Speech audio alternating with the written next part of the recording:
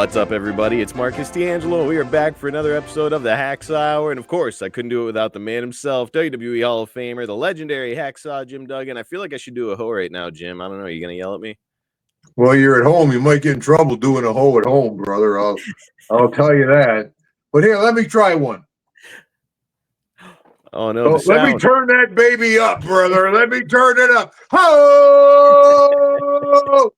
I always said if you're going to hoe like you mean it, buddy. And that's in life. You know, it's not like one of DDP's thoughtful thinking things. If you do something, do it like you mean it, brother. I like it, Jim. Oh, now he's thinking about it. I was thinking about something. Oh, I know what I was thinking about. Check this out. What do you have, Jim? Oh, look at that. Look at that bobblehead. We got a bobblehead. Yeah, got a whole bunch of these things. Got a few of them on the shop, hacksawjimdugganshop.com. But I tell you, you know what was hard about this thing? What? Was modeling for it. You know, I did all day. I was. Now, Jim, those are on Hacksaw. I had Deborah look all over for that so I could pull that joke off, brother. Are we going to put it in the shop? Are you going to start signing those and giving them out? Well, we only got a couple of them. We don't have a whole lot of them. We're going to put them on the shop. Yeah, but they're from a Chinooks baseball game, minor league baseball game, where I threw out the first pitch, and they gave those out. And then at this last ComicCon, man, I was up at the Nickel City ComicCon in Buffalo, New York. Look at that. That's a big Hasbro. Yeah, look at these guys. Yeah, well, it's gimmick. How about that? All right. I'll sell it, though, brother. Jesus. That's like that, Duggan will give you a double suplex off the top rope. I said, hit me with an elbow. I'll sell it like that. Oh, yeah. I'll sell it like you shot me, brother. Yes, man. You don't actually have to do it. But nowadays, are you kidding? Imagine grabbing a headlock nowadays. Boo! You could get good heat as a heel grabbing a headlock nowadays if you hold it long enough. Yeah, with the office. Yep. And the boys eat up all the time. But Marcus, since I've seen you, we did that charity event in Cody, Wyoming, man. And what a trip we had. Deborah and I, we flew into Bozeman, Montana, got to rent a car, drove through Yellowstone.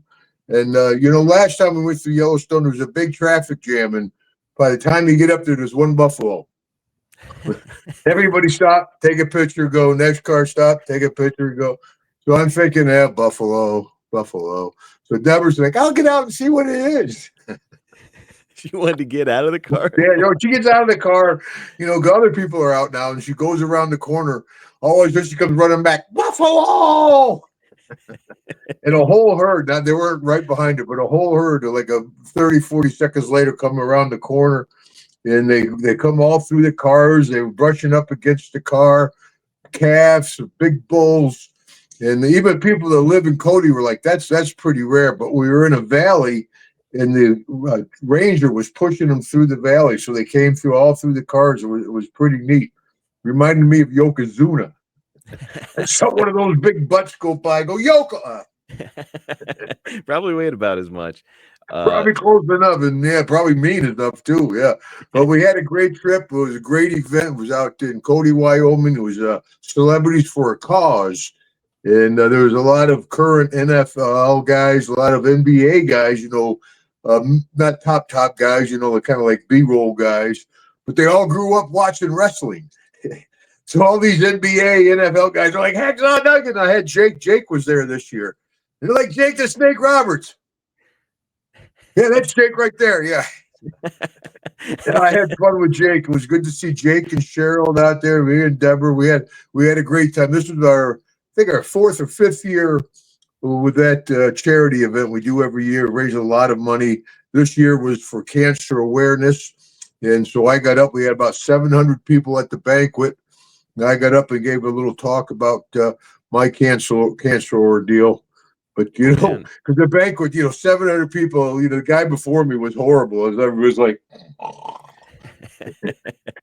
he yakking, there's some doctor, yeah. And they're like, next speaker, Hacksaw Duggan. And I'm like, oh, you're going to be a wrestler, brother. Oh, hey, folks, I'm WWE Hall of Famer, Hacksaw Jim Duggan from the golden age of wrestling. People like, I know you startled some Give the people guy awake. that Yeah. Heimlich maneuver by me. But I got everybody's attention, man. Everybody's like, what the hell is this, you know? But Bruiser Brody, years ago, my mentor, Brody, told me, if you're going to be a wrestler, be a wrestler. And that's, you know, I do those at all kinds of events, golf tournaments where people don't expect it, you know. But, yeah, if you're going to be a wrestler, be a wrestler. Man, I love it. And Jim, by the way, folks, Jim's social media, you can see it right under him. That's his Twitter handle. That's Real Hacksaw Jim. And then then WWE You wouldn't Hacksaw. believe what I got on, brother. I'll tell you. Yeah, we don't want to see what's Remember, I'm beneath. a prostate guy, so.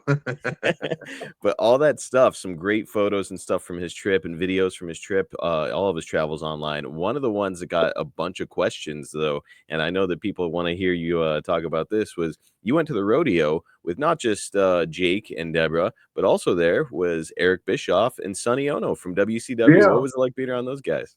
Well, you know, when I first met Bischoff, you know, Sonny, I got to know after wrestling, doing events like this. So I didn't have that much interaction with Sonny back in the day. But he tells me he was a referee, and his first deal was refereeing one of my matches. No way. Sidebar there. But Bischoff, I got along with him good when he first came in, when I first went down to WCW. And then, you know, I wasn't part of the clique and all that. We kind of had our falling out. But I've been over to his house and had dinner a couple times. He lives out there in Cody. Well, outside of Cody. I mean, it's beautiful. The West is beautiful. You could drive from, you know, like Georgia to Maine. And you're like, oh, that's a little different. You know, you go out west, like, holy smokes. That's different. And so he lives out there, man. And actually, you know, Deborah and I, we've been together 41 years. Bischoff and Sonny, they've been with their wives over 40 years. Wow. Yeah. So it's, you know, there's success stories in wrestling, and but you never hear about it. But yeah, it was good to see Eric, and him and Hogan are trying to get that thing going with the amateur wrestling deal. Why don't you just give me some money? Yeah, Jim will do it. You were Same an thing, brother. You throw some over this way. Yeah, amateur wrestling, you know, that'll work. I mean, are they doing like fanfare, pyro, and entrances and stuff for this? I don't know. Yeah, well, they have a guy with a road flare. That'll draw a crowd. That's their budget. No, I'm sure it'll be pretty good. But amateur wrestling, toughest sport there is. Collegiate, Olympic wrestling, toughest sport there is. But it's not very exciting unless you really understand wrestling or know the guy that's wrestling. You know, it's just not a spectator sport. You know, I've heard a lot of people say that amateur wrestling the toughest sport there is, and I've also heard a lot of professional wrestlers say there's nothing more difficult or bruising or beating on your body than professional wrestling. So, Jim, you did both. What was harder on your body, professional wrestling or amateur wrestling? Oh yeah, professional wrestling much harder. You know, that's the amateur wrestling. You know, you got the headset on. You got a referee. No going against joints. You're on the mat. When professional wrestling, boom, you're in the ring, and you're out there with another 300-pound guy, and you're flying around. You're hitting the ropes, and people are like, "Well, I saw you throw a punch. You missed a guy by that much." Yeah, but you see, when I hit him by that much, it goes both ways, you know. And you're out there in front of thousands of people live, probably millions of people on TV. So yeah, everything's pretty live, brother. You like, you know, boom, everything's in. Try not to hit in the X-ring. That's right.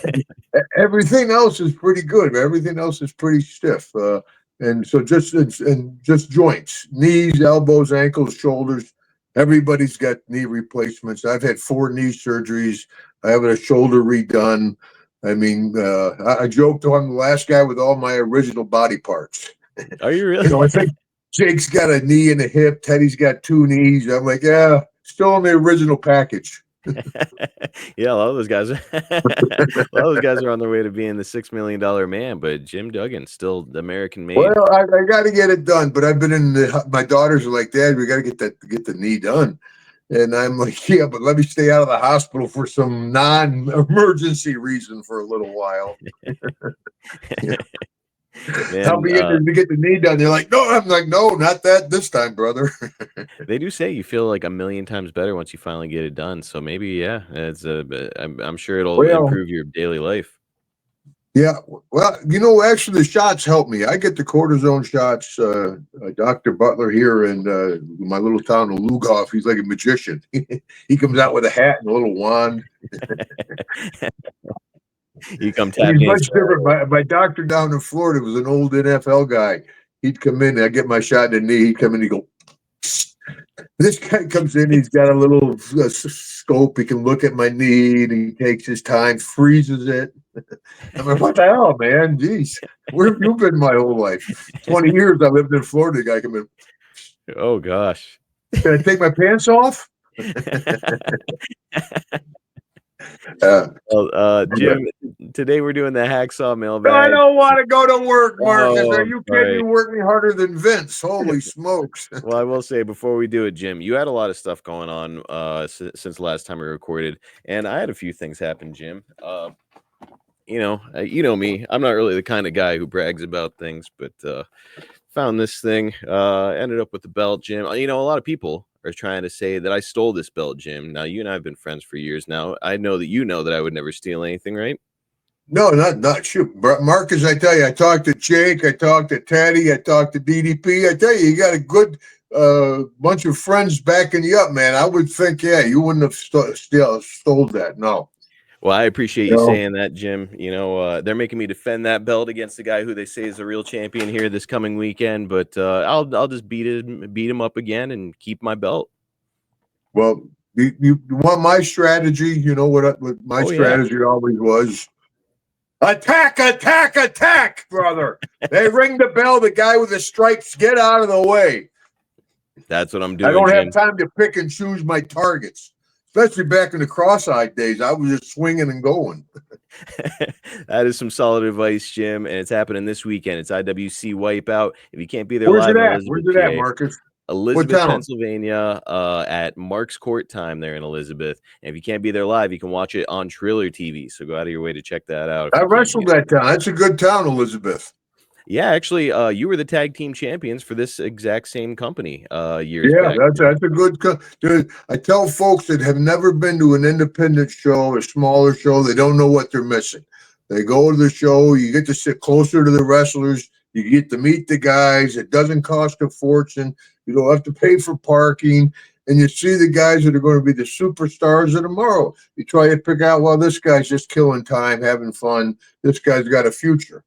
Yeah, the Indies. I enjoy the Indies. And man, there's some big when I'm wrestling a kid, 6'5", 300 pounds with 3 matches under his back, and I'm like, back in the day, people were like, what was your hardest match? I said, when I was doing the Indies, kid 6'5", 300 pounds. I've had 12 matches, Mr. Duggan. Oh man, are we on TV tonight? Yeah, I hope not, son. Just listen to me out there, kid. That's all you can say. Yeah, I mean, you're right. For all the big stars that pass through the Indies, there's a great equalizer. Will travel, brother. Remember, Marcus, if you carry something to the ring, carry something you can use. So when you're defending that belt coming up, DDP with whatever fancy Dan gimmick he did, or Jake with a snake, grab a 2x4, hit him right between the eyes, brother. That's what I'm doing, Jim. That's a good call, and it is going to be a gimmick match. So I'm going to kick the crap out of this guy, Jim, and keep my. Well, I give you my blessing to use a 2x4, brother. All right. How about that? Okay, make sure it's a right-handed one, because you use a lefty. It's all right. Oh well, and watch out for splinters. Oh man, some great. This is why I've risen so fast in wrestling. Great advice like this from guys like Jim Duggan. Well, the old timer advice. Yeah, you're not kidding. I appreciate you, man. But I tell you, Flair and Hogan call me kid. Well, Jake says he's younger, but I want to see that birth certificate, right? I just saw Flair where he was up at Nickel City. I was sitting between Trish and Flair. What a group! Hi.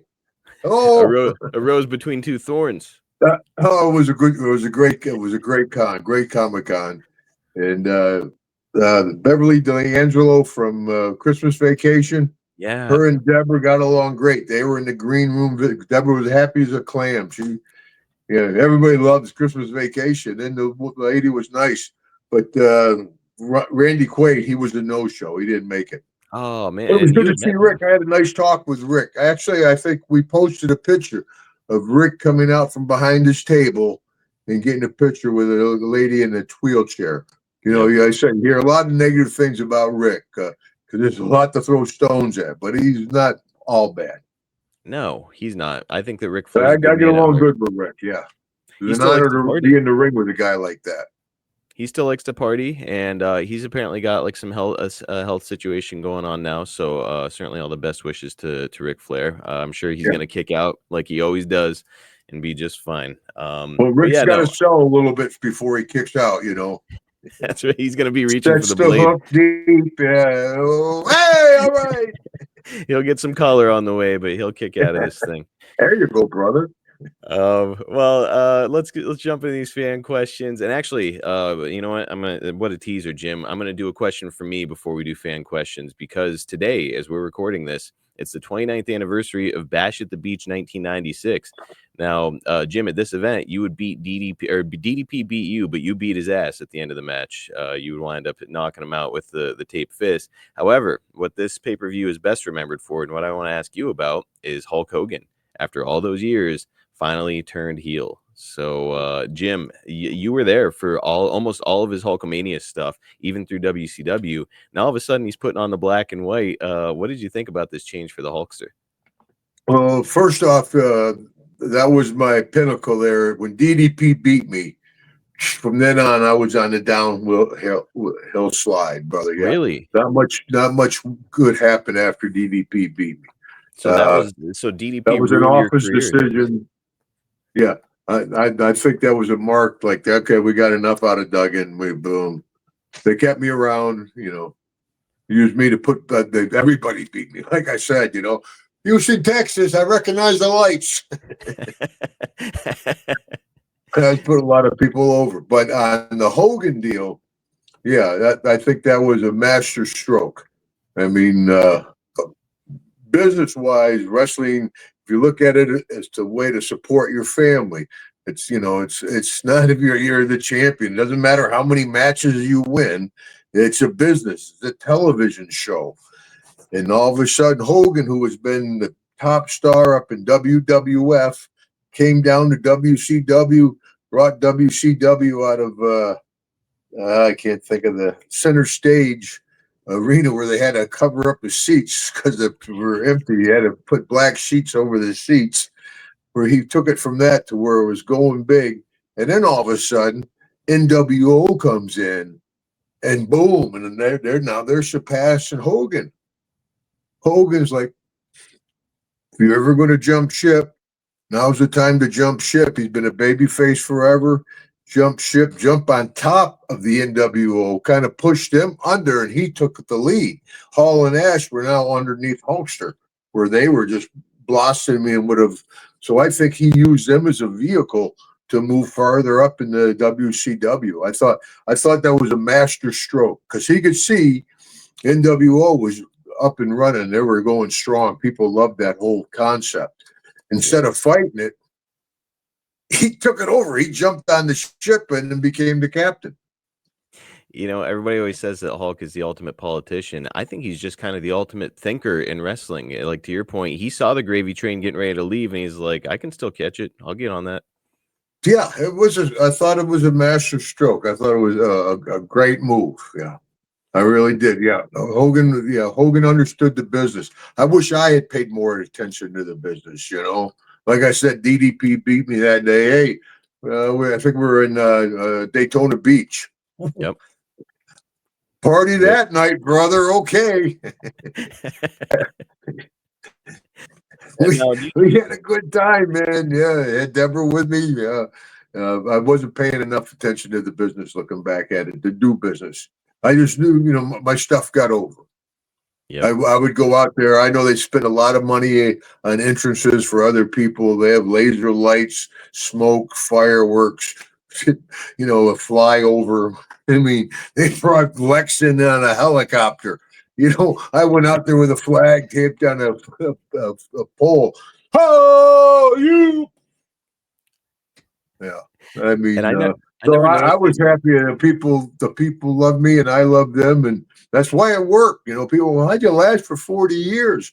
I said, I was having a great time out there. And I think the people were having a great time with me, man. I enjoyed being out there with them.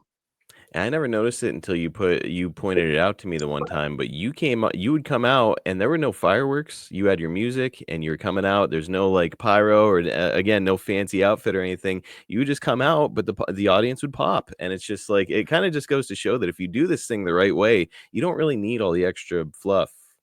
Well, I can tell you how many young guy or even established name guys in WWF, they come up and they're like, "Hey, I'm worried, man. I think they might let me go." You know, I said, "Brother, there's always room for talent. Mhm. You know, caps and sleeves at this level, kid. If you can carry the water, they'll keep you around. But sooner or later, they're going to fire you." And it's not because he's an asshole. It's not because he's a son of a bitch, you know. He's the boss, and that's what happens. Sooner or later, you're going to get fired, you know. But yeah, I always said there's always room for talent. If you can get over and get the people with you, they'll keep you around. And there's life out there on the indies. You know, Matt Cardona's a really good Oh, there's a example lot of of that. life out here. Indies are strong because they're great shows. I said, Yeah. you know, you go to the show, you cheer the good guy, you boo the bad guy, or you go sit in a movie for 3 hours. More popcorn. I mean, it's a fun night out, man. And these guys, yeah, you young guys out there busting their butt, man. I mean, what you got a liver problem or something where somebody kicked you in the kidney or liver, right? It was my kidneys got it really bad, and most recently, Jim, I was in a match with a big guy, and he gave me a short arm clothesline. And when he did, he's a great wrestler. His name is Alex Dennis. I'm not going to bury him ever. He's a really good wrestler. He messed up though. He pulled me into the short arm clothesline right in the throat, and it's the first time, Jim, that I've hit the mat, and I had to get up and get after him after he attacked my partner. It's the first time I hit the mat, and I was like, I don't want to get up right now. But of course, I forced myself back up and did what I needed to do. But oh man, it was miserable. Yeah, well, that's a miss. Like Yoko missed me and cracked my ribs there. You know, Yokozuna. He didn't want it. Yeah, you know, that was one of those. Oh, it could go either way. You know, that's why back in the day you'd have trouble in a bar and be like, "Hey, brother, not bad." It toughens you up. You're right. It really does toughen you. Yeah, Your you know, entire yeah. body Well, calluses. every night you're throwing punches, you're blocking punches, you're getting potatoed. Yeah, it's the old joke. You're always a phony wrestler until you go to court. And it's 10, 20, 30,000. It is not ballet. That was I my was welcome to what's the wrestling. line? I'm going to sue you. And I'm getting my money's worth. We're not done. Yep. I'm gonna punch every No, now damn penny back out in of the you. day, you know, shoot, back when I was running with Terry Gordy, we'd fight each other to fight. I got him. I got him. I got him. I got him. I got him. Oh man, I love wrestling. It's like no other business, and No other yeah, business. The boys are the boys, brother. I post that anywhere. I was just over there in Hamburg, Germany, outside of Hamburg. And the boys are the boys over in Germany. And when I do the indies, I always go back in the dressing room, you know, and take pictures with the guys and try to give them advice. Get golf clubs. But the boys are the boys all over the world, and no matter what generation. Now there was somebody on this list who actually asked about, and I thought of that your joke about golf clubs because it's a young guy who came on and asked. I I can't wasn't find his joking. I can't. It's a shoot. I can't find his name though, but I'll ask his question. Sorry, brother. His question was, "Hey Jim, I'm getting into wrestling in 1 year. I think he's turning 18. So I'm getting into wrestling in 1 year. What advice would you give me?" Well, as I think I said before, chase your dreams, brother, because, you know, I saw Daniel Bryant come in, and I'm like, there's not a chance in hell this kid's going to make it. You know, all of a sudden the whole arena's going, yeah, yeah, yes, yes, yes, yeah. So you never know. Chase your dreams. But remember, you got a better chance of playing in the NBA, where there's like 300 NBA basketball players. There's Mm-hmm. what, maybe 30, 40 guys on WWE contract. I mean, the odds of making it, because it's just not kids from America. You got kids from Japan, Australia, Europe. It's a very competitive. It's television. It's more competitive than sports. But I'll tell you also what I talked to you about, Mark, is everybody can pretty much work. Everybody can take a backdrop. Gimmicks would stick out. Yep. It's about what happens between the moves, not the moves. I'm Hacksaw Duggan, but I carry a 2x4. I know it doesn't make sense, but it works, tough guy. So I would hoe with you right now. I got 2 girls napping upstairs, but that's solid advice, Jim. So young fella, take that to heart.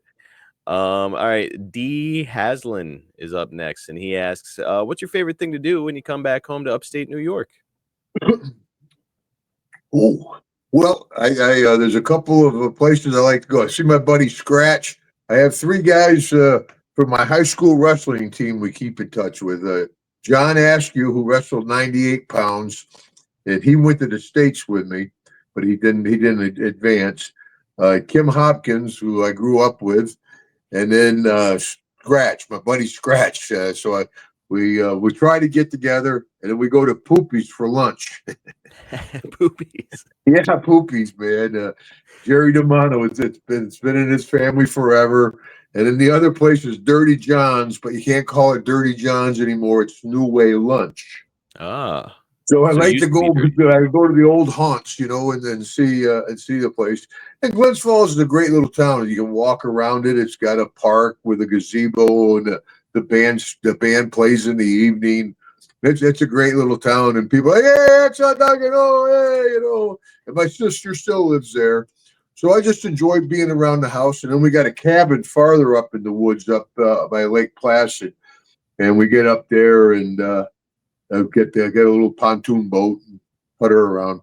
But yeah, this is my favorite place to be. People say, Hacksaw, where's your favorite place to be? I'm like, Lugoff, South Carolina.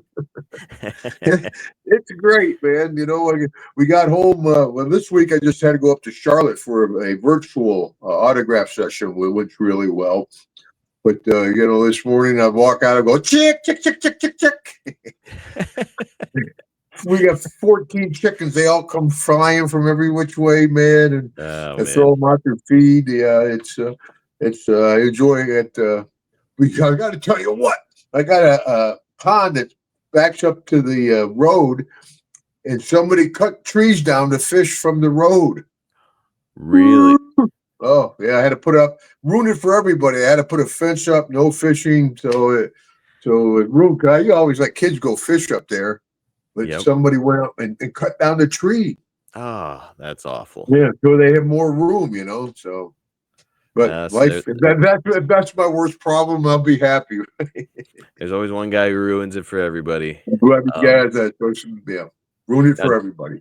Now, Jim, I do have to ask, whenever you're back up, no fishing on Hornsby Circle.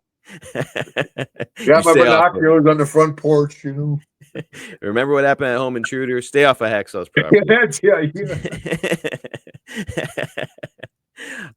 Jim, it's the Crusher got up in Milwaukee. He's got a bronze statue of himself up there. I was just up in Milwaukee. We stayed in downtown Milwaukee. What a really?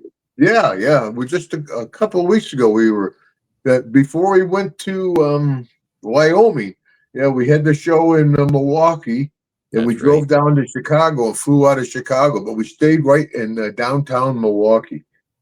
The shows with Frozen Tundra Wrestling, we'll put them over. They brought you in. It was cool that you made it up there for those folks. But that statue, that bronze statue, it's something kind of like iconic up there in the Milwaukee area. You think there's ever going to be a Hacksaw Duggan statue there in Glens Falls? No, are you kidding, man? I got ticked off because they didn't have me in the record books for the shot put that still stands, 52 years later or something? I mean, holy smokes. But then the principal texted me back. He said, we still got you up on the board. I'm like, okay, but you Google it, somebody else, I'm not even on there. So when I do my stand-up show, that's my standard joke. My shot put record stand for 52 years. Get those kids some Cheerios up in that town, And then so I'm waiting for somebody to go, oh, you don't hold a record, you liar. Oh, they're gonna But kill then, that joke yeah, for you. but no, they don't seem to. They don't have no home of. I know Butch Reed's got a statue. I guess Funk's got a mural. You know, I think Well, I I'm got gonna a start a toilet seat petition. cover. I'm gonna start a damn petition. They need a bronze statue of you with the shot put. Yeah, 2x4. Yeah, he did the city square. All right, let's all start a A petition online. fountain. Get this thing going. Yeah, Jim Duggan, you spitting. I love it. NWA Mexican is up next with another high school wrestling question. He asks, "How did your high school wrestling experience influence your professional wrestling style? Did you use any amateur moves?" No, not too much. No, and I wasn't a very good wrestler. I mean, like a guy like Dr. Death, he was. I was just big and strong, and I didn't start wrestling until my junior year. I played basketball my sophomore year. Did you really? Were you good at Yeah, basketball? I played. I got 10 varsity letters. Yeah, but played basketball my sophomore, and then I made it to the states my junior year, but I got beat at the states, so I went back my senior year, and the guy that I beat in the finals, he won the Pan Am Games. Wow. He was good. I mean, there's a picture of him going in for a leg dive. I'm like this. But I was just stronger than he was. And he was he was a 250 pounder, but I ended up winning by 1 point. In the last minute, he was trying to get away. I had him in a reverse bear hug, and he was trying to get away for a minute. My mom and dad was like, "That's the longest minute in our lives." I mean, Yeah. you getting into it as a junior, having never done amateur wrestling, and then the next year you're the heavyweight state champion. That is insane, Jim. That is crazy. Yeah. I was, in my shot put record, football was my main sport. So I was recruited by Woody Hayes, Joe Paterno, but I ended up going down to SMU in Dallas, and I was highly recruited. Yeah. But my folks sent me as far away as possible.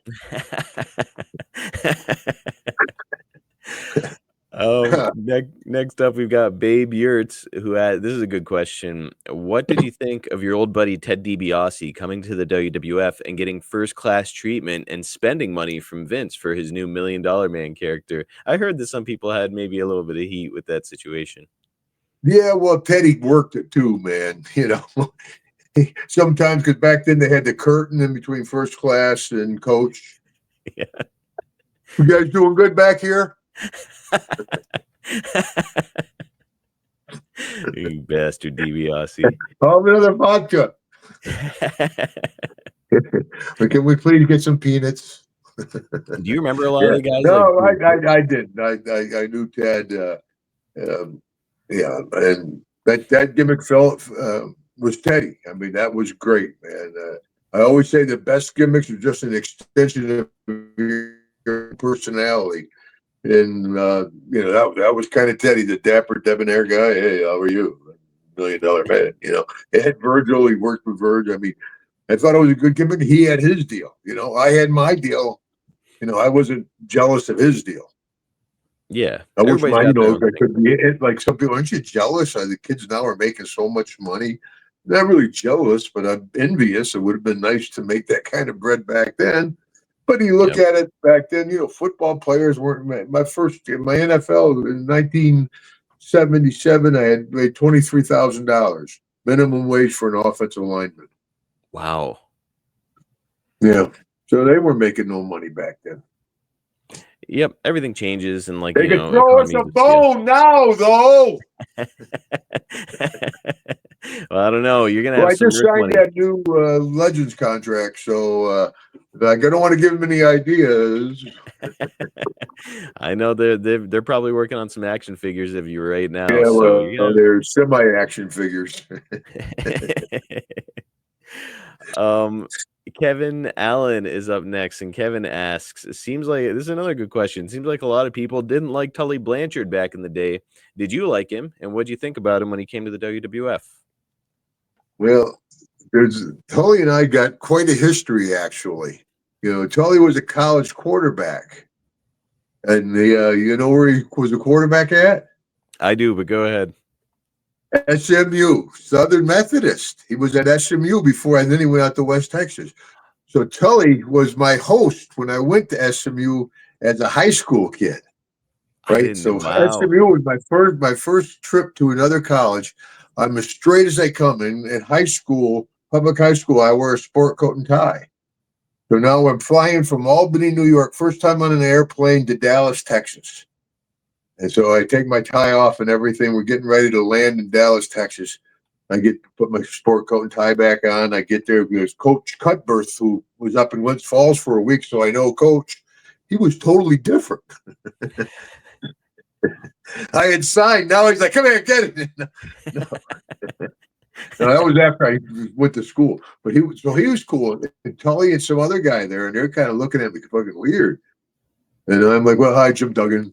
I Moose Duggan, Glens Falls. And they're like, well, you want to go out and get some beer? I'm like, I don't drink, Well, you want to go to the sorority party? I'm like, no, I got a girlfriend.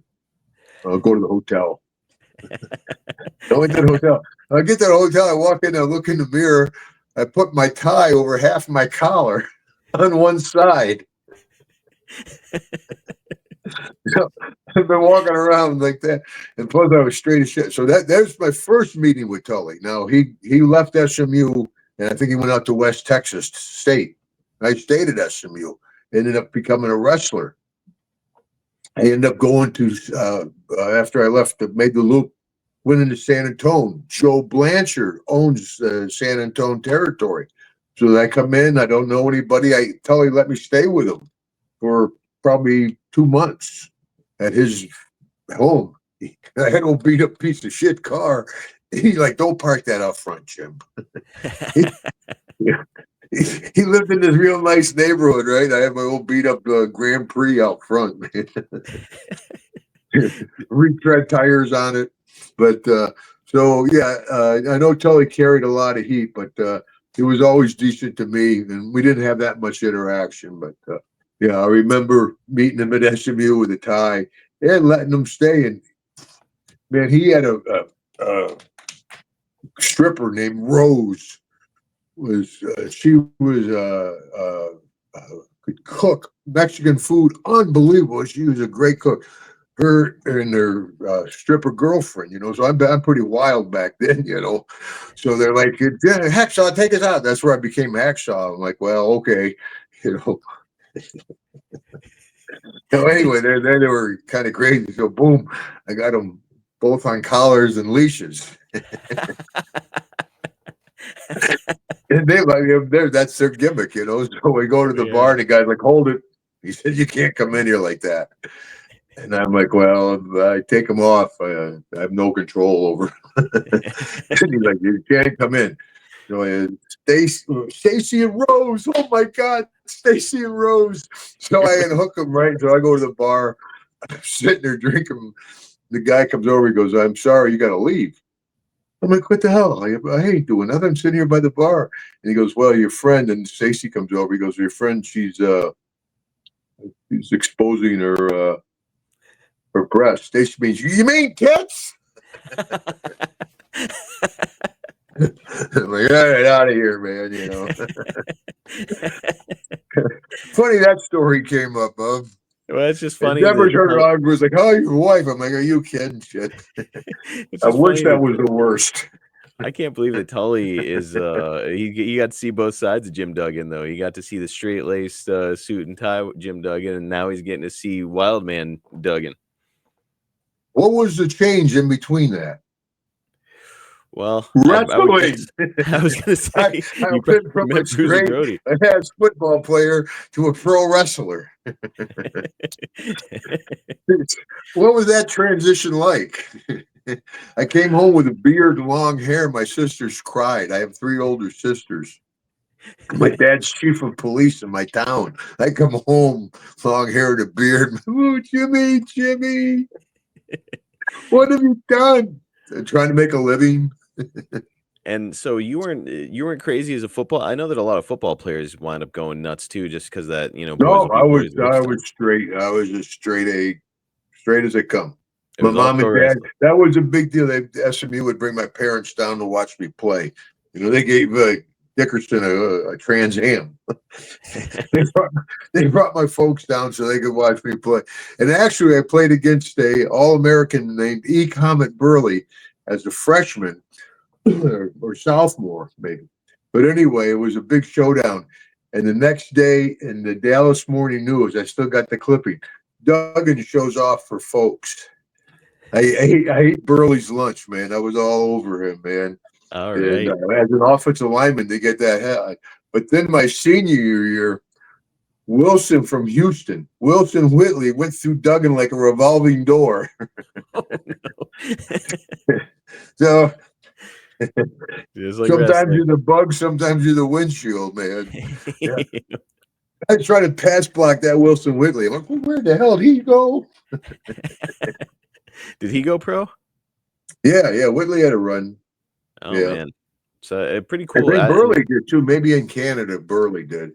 But yeah, because I played my best year. I played my spring ball against Louis Kelcher, who was an all pro. So after playing all spring against Louis, that had to be my sophomore year that I had Burley. And remind me, Jim, were you drafted or undrafted by the Falcons? Undrafted, yeah. Okay. Now, what was that like whenever we've never really talked about this? What was it like whenever you got that call? Like, were you watching on draft day or what was that experience Yeah, like? I was disappointed I didn't get drafted, but I had a bad senior year. Like I said, the big showdown was me and Whitley. Mm-hmm. And Whitley had a great grade. I broke my it can't always an excuse, but yeah, I had broken my wrist earlier in the season. But yeah, Whitley he was good. And I had a bad game, and that just killed. I was an offensive guard. And And so they the took draft ends. RC Tillman. They took RC, who was from Arkansas, and so I know him because we were in the same conference. And so the draft Atlanta. ends, and did you get a call from the head coach or the GM, or how did that go? I don't remember, brother. Yeah. Somebody called. I got a lot of. I still got some of my. I think I posted all that stuff from the letter from Lehman Bennett was the head coach welcoming to the Atlanta Falcons, and then their training schedule, and I still got a lot of their stuff. Actually, tell you the truth, I think I've got a playbook buried somewhere Really? because I was on offense, and I knew they moved me over to defense for a little while, so I had both playbooks. So when they came in, I was Jones. Guy came out and went on to be a huge coach. June Jones. Okay. June Jones was my roommate in training camp. And they came in and they're like, Duggan, coach wants to see you. And I'm like, yeah, okay. He says, then bring your playbook. Oh. Because I tell you, it was devastating, buddy, because I had been good at every football my whole life. Yep. It's something I excelled at, and I always planned on playing for years and years. And so they they called me and they gave me the spiel, handed in my playbook, and we were in Greenville, South Carolina, at Furman University. That's before they had the big training centers. We trained at a college. We're at Furman and University, and had a traffic circle in Furman. And I got in my car and I drove around a traffic circle. I didn't know what to do. And I know go to Glens Falls, go north of Glens Falls, go back to Atlanta, go back to Dallas. What do I do? And I ended up driving to Dallas, and all my friends, we went out, we got drunk as shit, man. And next day, I felt horrible. I get a call from Toronto Argonauts. Get on the next plane, fly up to Toronto. That felt horrible. But I flew up to Toronto and lasted with them for a little while and realized I'm an offensive guard. They had a limit on Americans. And if I had to do it all over again, Marcus, I would have gone right into wrestling. That first time Fritz von Erich came up to me, probably my junior year in college, saying, hey, you be a wrestler. Thank you, but I'll be in the NFL for 10 years. I should have embraced Fritz then, because by the time I started wrestling, I was 25. Mm-hmm. DiBiase was in the ring when he was 15, Yep. So you have Jake, Ted, Kurt hitting any of the second generation guys, they had that much more ring time. They're that much more polished. Now, how long after football ended for you? Like whenever you were let go in the Canadian League, did you make the call to Fritz and try to get in with him? Like, did it take a Right while? after, Did you? yeah, I went back to Glens Falls. I drove an armored car for a little while. We and just I was staying with my dad, trying to figure out what I was going to do, and all those gears were going around. All of a sudden, click, click, click, click. Fritz Von Erich, Texas. Hey, come down and talk to me. But yes, sir. I jumped in my beat up old Grand Prix and drove all the way. Oh yeah, I made that trip a few times from Glens Falls to Dallas, and drove down there, and and Fritz gave me the gift of pro wrestling. Because back then, if you weren't somebody's kid, if you weren't somebody's nephew, you didn't get into wrestling. Now, everybody's got a wrestling school. Everybody's a wrestler. Back then, it was a closed shop. And me, I didn't watch wrestling. I didn't understand wrestling. I didn't know nothing about it. And for him to give me that gift, I went to the sportatorium. I'm watching wrestling. I'm like, what is this?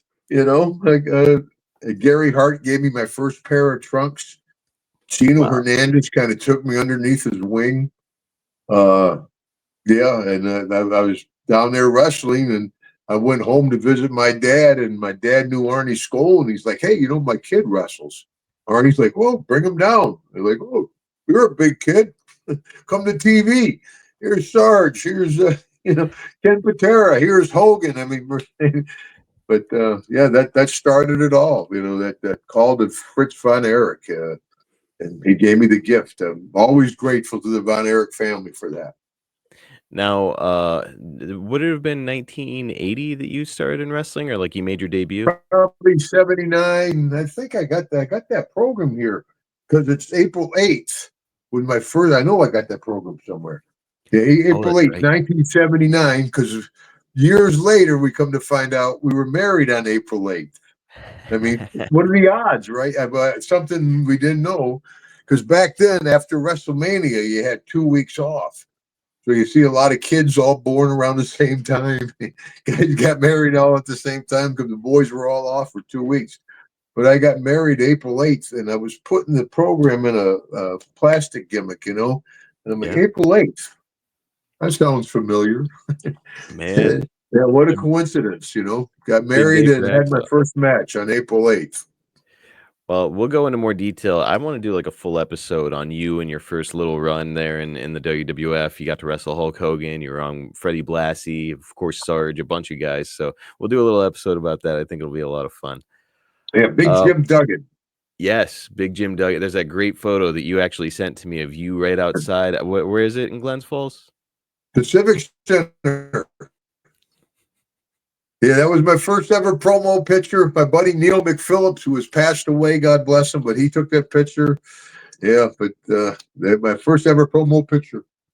It's a hell of a photo. You look like a wrestler. You don't look like Jim Duggan yet, like Hacksaw, but man, you look like a wrestler. It's been a long road, yeah. Like I said, from the straight kid that knew Tully to having his girls on a leash. What happened in between then? It was New York, Hawaii, Georgia, Pensacola, San Antonio. I think it was Pensacola when the wheels fell off. Yeah, I was saying with Butch and Luke. Joe LeDuc. Yeah, Joe LeDuc.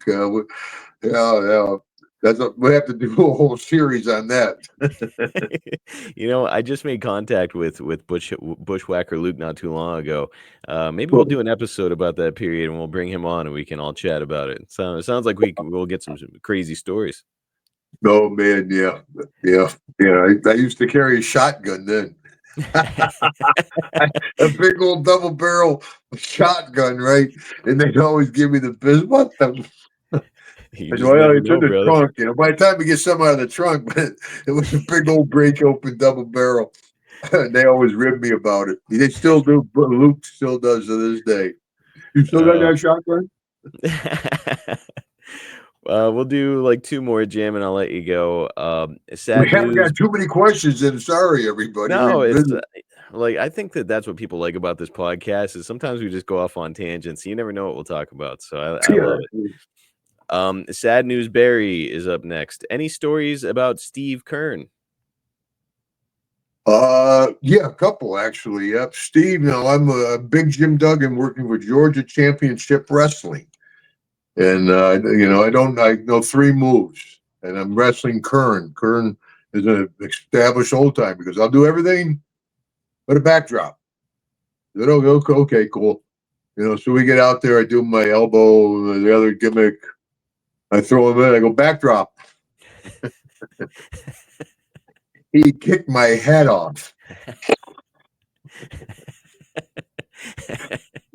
No, it's one of those things to this day. We still rib around.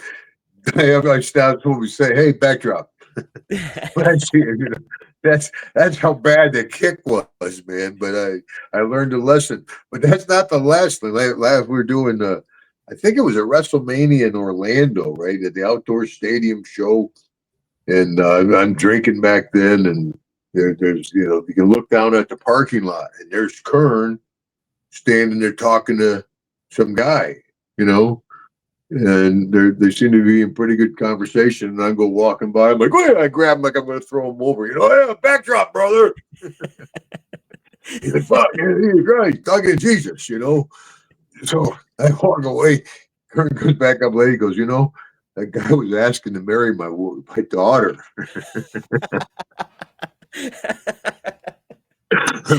Oh, I would throw him over the stadium. He's like, Duggan, you timing. This We did a great, sentimental moment. That's yeah, incredible. right. Yeah, I'm sure they probably talk about it. That asshole Duggan. Oh, it's too funny. Barry follows it up with, what did you think of Steve Kern when he came in as Skinner? There's a guy again. We've talked about it before. Guys that embrace their gimmick. Kern. Well, he was a Hollywood blonde or something there for a while. He was a real handsome guy. Did the bow tie and no shirt thing. Like a Chippendale. And he's a guy like Akeem. He embraced the gimmick. Hey, you okay, Skinner? He got that black licorice, had the licorice dripping out of his mouth.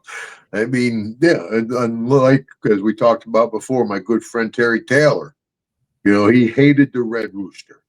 So he put a little red dye in his hair, he'd cock-a-doodle-doo. Shit, brother. He got a red mohawk, and went out there, cock-a-doodle-doo, and scratched around and embraced it. Would work, but Terry was a GQ kind of guy, and he hated that. Skinner, a GQ guy, well, not a GQ kind of guy. He would go diving at night. He was quite an outdoorsman. But so Skinner wasn't a real stretch for him. He actually did a lot of that kind of stuff, but he embraced the gimmick. That's what it boils down to, boys and girls. And that is going to wrap us up for the Hacksaw Mailbag and the Hacksaw Hour this week. Jim, as always, great to spend time picking your brain and talking to you. And yes, Jim just held that up. My brain. Jeez, I know about that, brother. Right above Jim's head, there's a QR code, Hacksaw Jim Duggan Shop. You can get one of those bobbleheads. Yep. Right up there, Hacksaw Jim Duggan Shop. You get those bobbleheads. You get a 2x4 Hacksaw Buddy, a signed 8x10, a trading card. There's some really cool stuff there. So if you can't get out, I'm not Jake Mart. Jake's like Walmart. He's got so much stuff. I call it Jake Mart. But we're starting to add more stuff on the shop. So one of my critiques was add more pictures. We only got a couple of pictures online, so we're going to add some more pictures, add some more stuff. You guys have got to get over there and check it out because, yep, it is going to be growing. So it's Hacksaw Jim Duggan Shop, or use that QR code above Jim's head, or right above me. I think it's this hand. Here we go. There you go. That's the QR code for Cameo. So if you can't get out to meet Jim, you just want a message from him or say hi to him or something like that, that's the spot right there. Cameo.com/Hacksaw Jim Duggan. And I've been doing a lot of cameos lately too, man. They're a lot of fun. I have fun on those cameos. Jim's cameos are unlike anybody else. I've seen a lot of the videos and they're incredible. So if you want to give somebody a really unique gift or want to give yourself a unique gift, that's the way to do it. And hey, I think that we had a lot of fun here on the show this week too, brother. It's always fun to chat with you. Well, I'm glad you had fun, Mark, because I had more fun at the dentist office. I'll tell you, geez, right, brother. Hey, Jim, Kid works me harder than Vince. I'm a champion now, what are you Jim. going for, Come brother? on, man. Oh, hey, that's a nice belt. Do they come in men's sizes? See, I always need. That's why I need Jim. He knocks me down a peg or two. I need that. Brother, remember, if you're defending the belt, have board will travel. Bringing the 2x4 with me. That's great advice. And folks, you can get more great advice here in a couple of weeks right here on the Hacksaw Hour. Do you want to do a hoe? Should I do a hoe? I'll wait. I think you should do a hoe. All right, here we go. On 3, 1, 2, 3. Ho! Is that a good one? Was that a good hoe by me? Thanks, everybody. Thanks, guys. See you next time.